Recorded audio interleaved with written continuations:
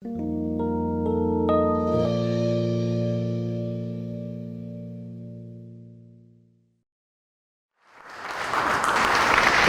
ah, cuando me di cuenta que habías elegido la profesión de diseñador, ya se había pasado demasiado tiempo.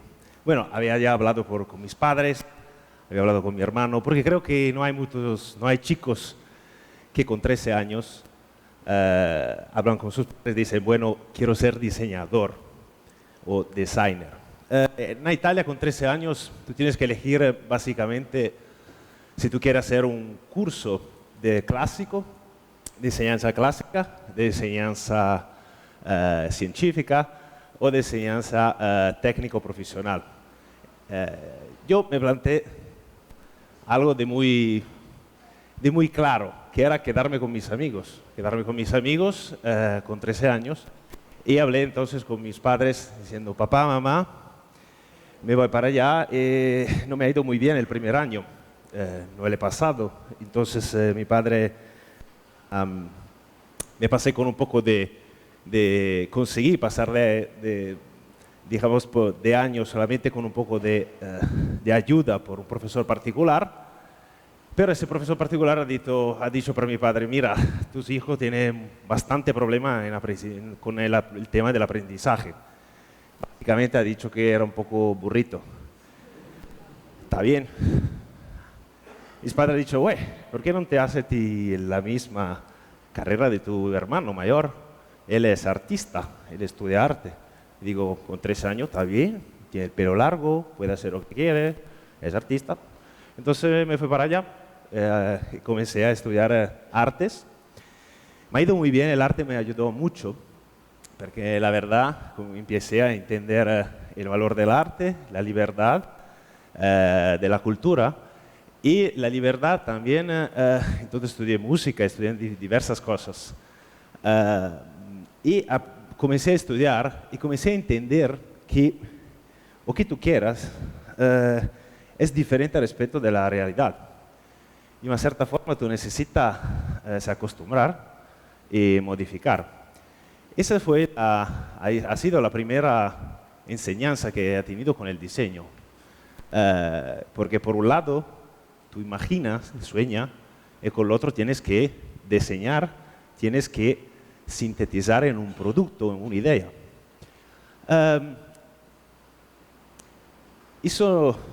Esta práctica básicamente nos llamamos de interpretación, una competencia específica. Hacemos eso resignificando las cosas. Y la verdad que es una responsabilidad. La pregunta entonces es, pero ¿cómo es que nos elegimos las profesiones del futuro? Mi experiencia se ha pasado por el diseño y por la enseñanza. La primera enseñanza, las primeras experiencias empezaron en España, donde por un lado empecé a entender lo que significa transformar la materia prima y por otra empecé a entender lo que significa el valor de la educación, porque necesitaba pasar conocimiento de una persona para otra y entendí, ha sido muy claro que las cosas que tú creas, tú empiezan y comienzan y terminan con las personas. Por otro lado, también me di cuenta que la verdad es que las organizaciones, las empresas, necesitan también de diseño, pero necesitan entender cómo están estructuradas. Entonces el diseño me ha ayudado bastante para hacer también una realidad, a transformar una realidad de una forma más orgánica, entender la competencia que existen entre pares, entre personas diferentes. Eso es un trabajo, la verdad, que se llama de implementación de estrategia e implementación de conocimiento tácito, y eso me ha ido bien porque entendí que es un trabajo y es implementación de centro de diseño, o de investigación y desarrollo a partir de la visión o de un método que el diseño conduce. Entonces me he ido para Brasil, Y a Brasil he entendido en otra cosa, una otra cosa que es mucho más importante, porque tenía que desarrollar ideas de otras personas. Entonces ya tenía una responsabilidad. Había otros diseñadores que diseñaban para las empresas y yo necesitaba reproducir y implementar estas ideas. El tema de la idea es interesante porque no es exactamente como la matemática. Una idea más una otra idea, no das dos ideas, da una tercera idea, es nueva.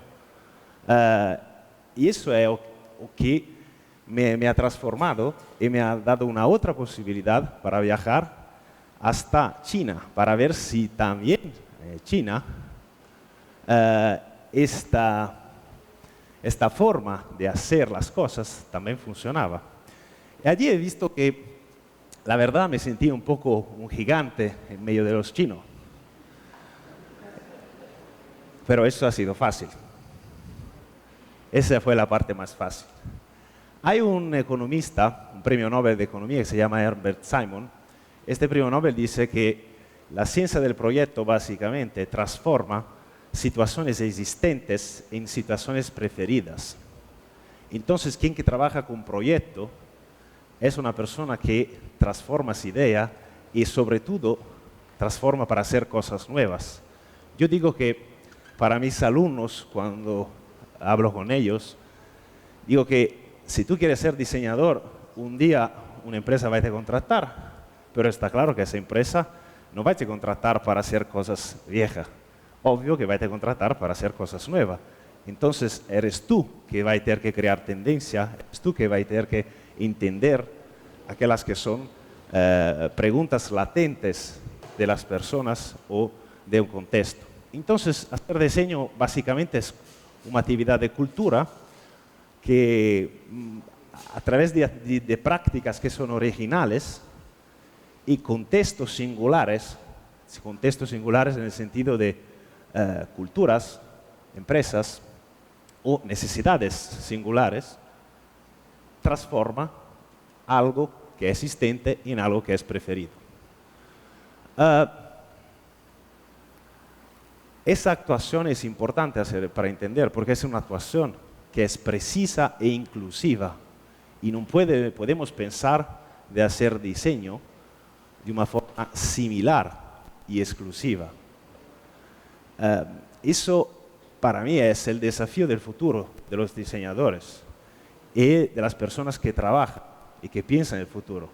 No podemos repetir cosas que son similares, no podemos solamente copiar.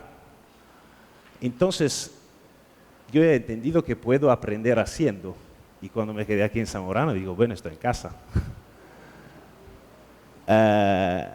Eso es cuando trabajo con los alumnos. Claro que es mucho divertido.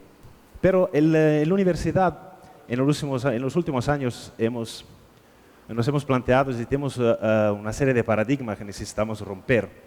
Uno de ellos es entender lo que vamos a hacer con el futuro, qué tipo de competencias necesitamos desarrollar, porque todavía no sabemos cuáles serán las futuras profesiones. Estas profesiones todavía no existen. Entonces, imagina qué tipo de profesores y qué tipo de alumnos vamos a tener que nos desarrollar. En la universidad es el tema.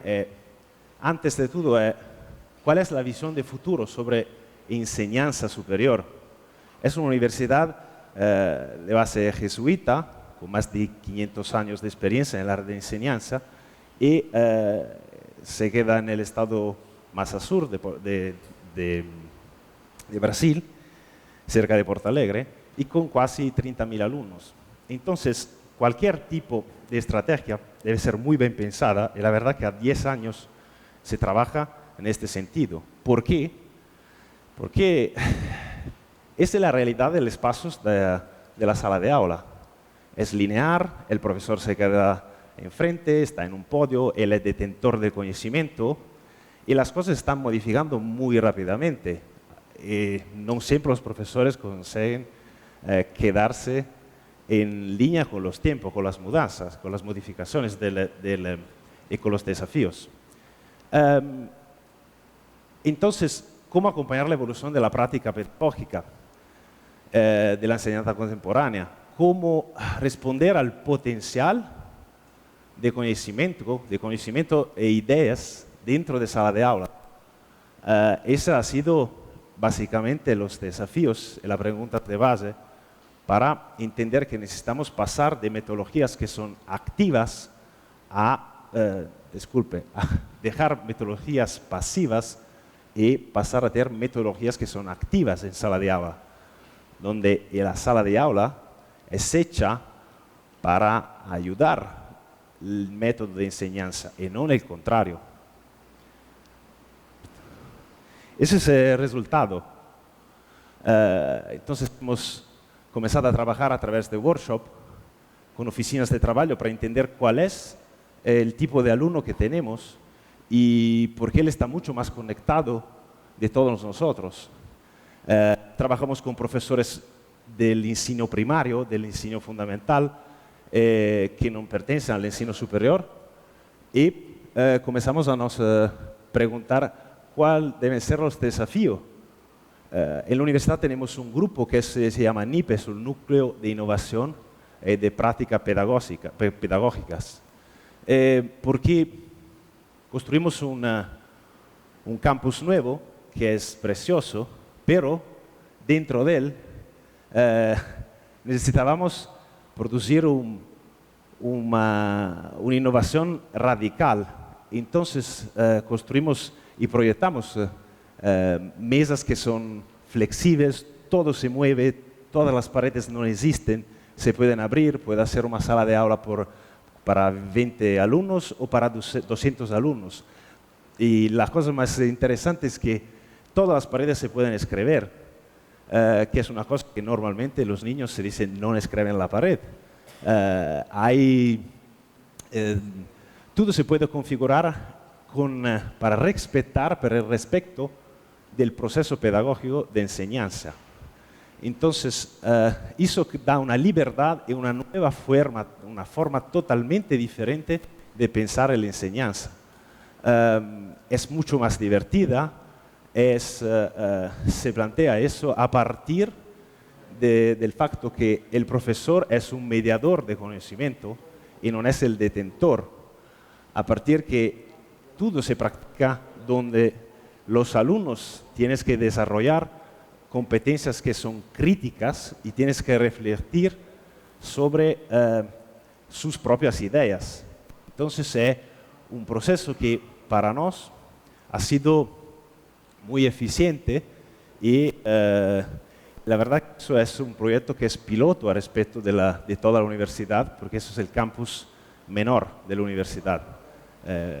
Eso es un campo para 6.000 alumnos.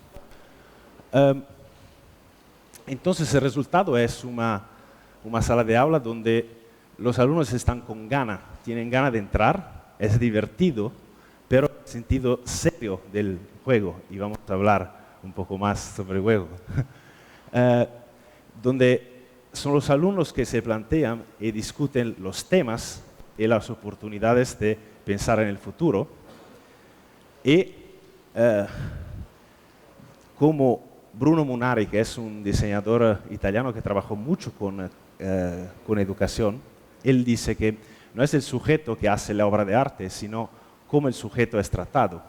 ¿O qué significa? Que están viendo esos dos cuadros. Todo el mundo lo reconoce que es la Mona Lisa, ¿no? La Gioconda.